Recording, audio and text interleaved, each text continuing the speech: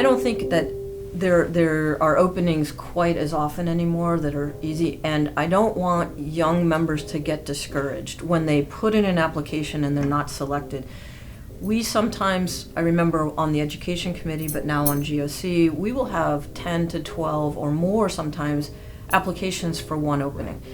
So I would really encourage them to also look at the work groups for all of these committees, because that's a great way to think about, as we talked about earlier, being on one of the guideline panels. Because certainly once you've been involved in the development of one of our guidelines from start to finish, that's an incredible experience and wealth of knowledge that the GOC would look upon very favorably when there are openings. And it's sort of building that resume so that when there are 10 to 12 to 1, you're the one.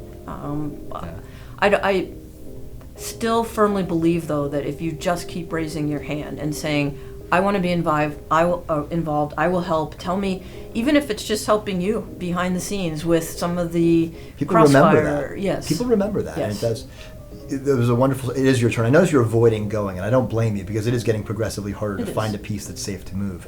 I think John Hunninghake did a great session, one of the junior faculty getting more involved in chess. It wasn't that long ago, he was a senior fellow, did a great session last year on failure.